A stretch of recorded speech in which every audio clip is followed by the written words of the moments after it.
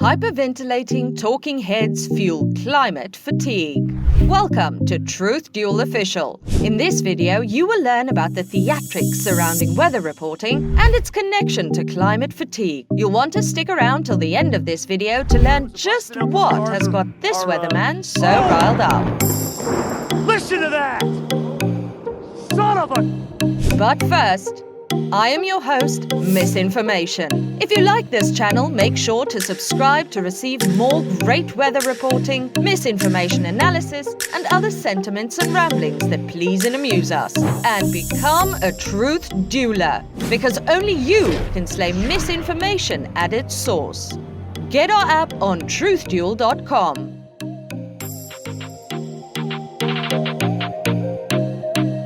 People are suffering. People are dying. Entire ecosystems are collapsing. We are in the beginning of a mass extinction, and all you can talk about is money and fairy tales of eternal economic growth. How dare you?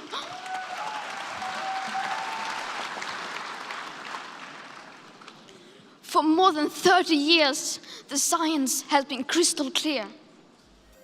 Remember that word I used in the beginning? Climate fatigue? Well, what is it?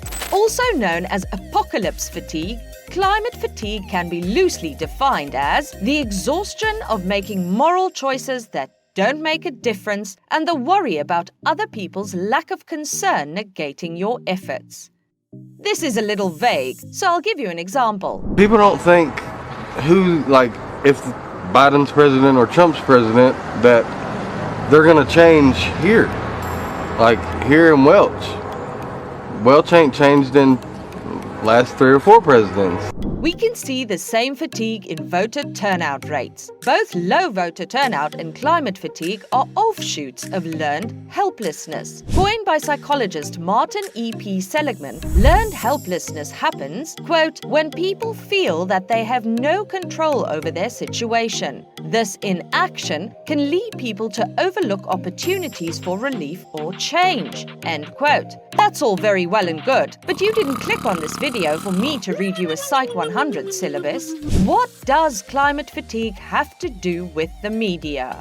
Dramatic headlines may increase the lack of control people feel, with words like dire and stark making them sound like the title of a climate fiction Dungeons & Dragons campaign. Unfortunately for journalists and LARPers alike, life isn't a tabletop RPG, as psychologists are now identifying consequences to the media theatrics. For example, former Vice President Al Gore's involvement in climate discourse may have had a partisan polarization effect on public opinion. And it may be that the louder climate activists push an issue, the more they are, quote, driving away a conservative or moderate for every liberal they recruit to the cause, end quote. Considering this is a problem with a worldwide solution, maybe climate activists should invest more points into charisma instead of blocking roads. Psychologist Per Espen Stoknes, a Norwegian politician with a focus on climate change and economics, addressed the heart of the matter when he stated, quote, if you overdo the threat of catastrophe, you make people feel fear or guilt. But these two emotions are passive. They make people avoid the topic rather than engage with it, end quote. The consequences of media catastrophizing, which Stoknes says constitutes about 80% of climate coverage, can be tangibly seen in Pew Research polls. In a 2019 survey of American public opinion on climate change, the Pew Research Center noted that 85% of Democrats believe the environment should be a top priority for Congress, compared to only 39% of Republicans. Among Republicans, opinions are split between 52% of millennial Republicans believing the government isn't doing enough for the environment compared to 51% of baby boomer Republicans. How would you vote in these polls? Leave your thoughts in the comments below and tell us why you answered the way you did. We may be asking ourselves, how can the media discuss climate issues without contributing to climate fatigue? Luckily for us, Stoknes has an answer. There are 3 ways to reframe the discussion away from hyperbole into something productive. The first is to focus on the things we care about. our health and the future of our children. Second is a risk management approach in order to mitigate safety hazards. Finally, the media could explore how technological advancements would give us cleaner cities. There's ample room to talk about innovative food sources and revolutionizing transportation in order to create a sense of collective efficacy. However, I would argue that there's one reporter who's allowed to be theatrical. Remember this guy? Oh! Listen to that! Son of a... That's unbelievable! Oh my goodness! Holy smoke! He seemed a little too excited about thunder, right? Surely he's overreacting for the camera. Maybe he is, but our Truth Duel investigative reporters tell us that this phenomenon, called thunder snow, is actually quite rare. Thunder snow occurs in less than 0.07% of snowstorms in the United States. This is because winter storms often lack the warm air needed to create thunder. I think this meteorologist and the LARPer would be very good friends.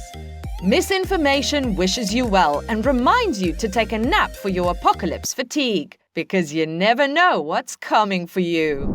People for hope. How dare you? We are in the beginning of a mass extinction, and all you can talk about is money. P.S. Do you think Moses was being a little too doom and gloom here? You shall see hail fall from a clear sky and burn as fire upon the ground. And you shall know that God is God, and bow down to his will. Nothing of this earth can make me bow to you, Moses. When darkness has covered Egypt for 3 days, your ministers will send for me.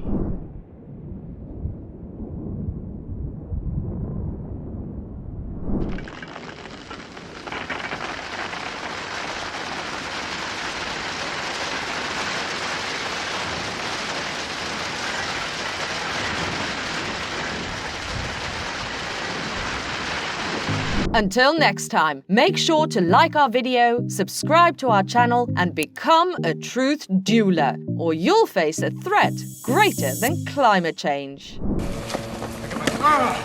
Lightning bolt! Lightning bolt! Lightning bolt! Lightning bolt! Lightning bolt! Sleep! Lightning